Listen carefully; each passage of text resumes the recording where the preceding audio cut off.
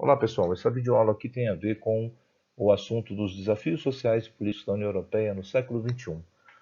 Uma coisa que tem que perceber, pessoal, é que os países da União Europeia, a maior parte deles são países que adotam o modelo do Estado do bem-estar social, né, o welfare state, né, que tem uma participação maior do Estado na economia. Tá? Isso aí foi desenvolvido lá nos Estados Unidos, depois da quebra da Bolsa de Valores de Nova York, em 1929, né? E aí foi introduzido, foi copiado por diversos países europeus, né? Em 2008 houve aquela crise nos Estados Unidos que quebraram diversos bancos, né? Por conta de um financiamento de imóveis, né? A bolha imobiliária, né? Onde eles vendiam um apartamento financiado por valor X, o mutuário estava pagando essas parcelas por mês e aí depois de um tempo o banco oferecia para o mutuário para que refinanciasse por um valor maior e ele pegasse o valor do que foi a maior em dinheiro, né? Muita gente caiu nessa conversa e chegou uma hora que a população não tinha como pagar essas parcelas e aí, quando o banco retoma o imóvel, viu que ele não valia aquilo que eles emprestaram, né? Isso quebrou diversos bancos nos Estados Unidos, como também quebrou, deu problema na economia europeia, tá? Quais são os desafios atuais para a União Europeia? Primeiro, o desafio é em relação à natalidade, né? Natalidade muito baixa, e isso é motivado justamente por problemas não, por questões ligadas aos contraceptivos, né? Ao planejamento familiar, ao aumento do tempo de estudo das pessoas, né? Independência e participação da mulher no mercado de trabalho e principalmente ao custo, tá? Isso faz com que haja os casais não tenham tantos filhos, tá? E na outra ponta dessa linha você tem um elevado número de idosos, né? Uma população idosa que cada ano acaba crescendo mais. E aí gera uma sobrecarga em sistema de saúde, sistema previdenciário, né? Outro problema que enfrenta é o crescente número de refugiados que procuram a União Europeia, né? Oriundos principalmente da África e do Oriente Médio, né? Isso vai provocar algumas divergências entre os países, né, membros, né, por conta justamente dos setores mais conservadores que são contrários à vinda desses imigrantes, tá? Não pode esquecer os conceitos, né? População absoluta tem a ver com quantitativo de pessoas, né? A União Europeia é um bloco populoso, né?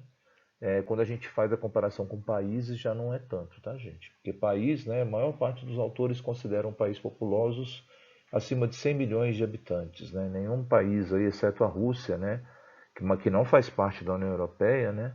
A Rússia tem mais de 100 milhões. Os outros países do continente europeu, nenhum deles tem esse número, tá? Então eles não são populosos. Quando fala da União Europeia, fala justamente da soma de 27, 26 países. Aí você tem uma população numerosa, né? Outra relação que tem é com relação à questão do povoado, a distribuição da população pelo território, né? Que é aquele cálculo da densidade demográfica, né? População dividida pela área, né? Você não pode esquecer que os países da Europa Ocidental, principalmente, são países pouco populosos, mas eles são muito povoados. Isso significa o quê? Que quando você pega a população absoluta e divide pela área, você vai verificar que dá um número muito grande de habitantes por quilômetro quadrado. Então, eles são considerados países povoados, tá? A baixa de natalidade, como já falei, os motivos, né?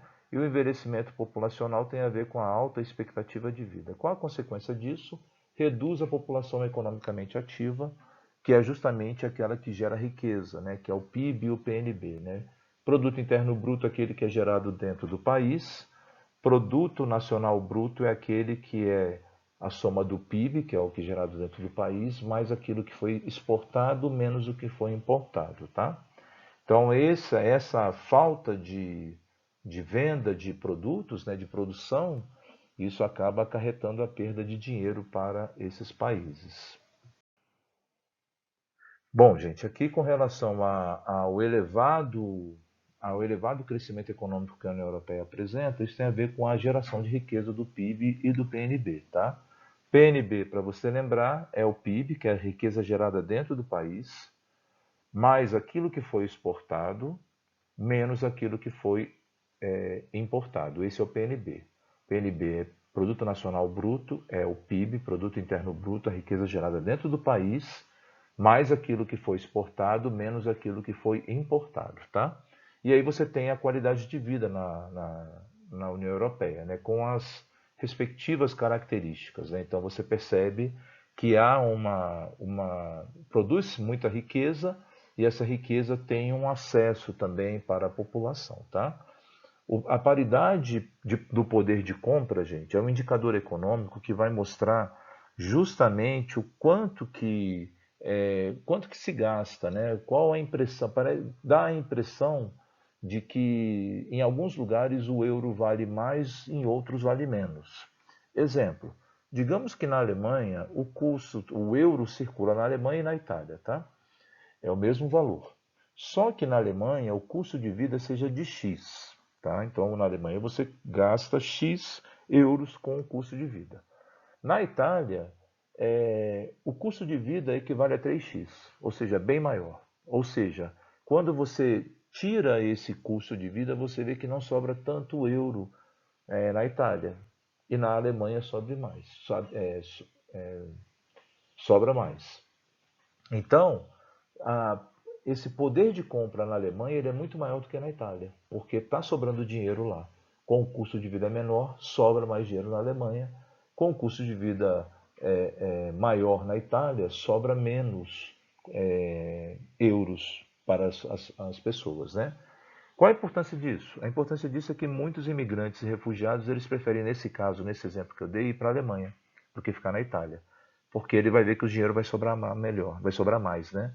Quais são as políticas migratórias que tem na União Europeia? Tem que se lembrar, gente, que a União Europeia, o continente europeu, né, ele recebe imigrantes desde a época da Segunda Guerra Mundial, tá? Um número expressivo. Com a criação do espaço Schengen, que é justamente a derrubada das fronteiras internas, né, dos países membros, você teve uma livre circulação de pessoas, de cidadãos que moram dentro da União Europeia sem necessidade de visto, né? Só que cada país ele tem um controle a respeito disso, tá? Ele tem algumas diretrizes a respeito desse controle de fronteiras, inclusive com leis próprias em relação a essas migrações, tá? A União Europeia ela vai definir a admissão, olha só, a União Europeia, tá? Não é o país. A União Europeia que vai definir a admissão e a residência de imigrantes para fins de reagrupamento familiar. Então, uma pessoa fugiu da Síria, por exemplo. Lá na Síria ele é casado e tem 3 filhos. Então ele foge para a Europa, ele avisa a União Europeia, os departamentos da União Europeia, que quer trazer a família dele para morar junto com ele lá, né? E aí quem define isso é justamente a União Europeia, tá? O problema grave que a União Europeia enfrenta é justamente com relação aos imigrantes, a deportação de imigrantes, né? Ilegais, né? Aqueles que não têm autorização para ficar nesse bloco, né? Em 1997, o Tratado de Amsterdã ele vai dar competência para a União Europeia criar políticas de asilo e de imigrantes, principalmente aqueles que são refugiados, tá? Muitos desses imigrantes eles são acusados pela população europeia de roubo de empregos. Não pode esquecer que muitos dos países que esses imigrantes são originários são países que não geram uma mão de obra qualificada. E eles acabam ocupando justamente trabalhos que muitos dos europeus não gostariam de atuar. Então, é uma argumentação que é feita justamente pelos grupos que defendem esses imigrantes dentro da União Europeia, tá? O problema é que isso também gera uma certa rusga com aqueles grupos que são contrários, os grupos mais conservadores, né? Os grupos de extrema direita, né? Que não querem os imigrantes lá, né? Isso acaba ganhando força e tendo inclusive participação política no cenário desses países, tá? Pessoal, espero que essa videoaula auxilie você nos seus estudos, tá bom? Qualquer coisa é só escrever. Um abração e até loguinho!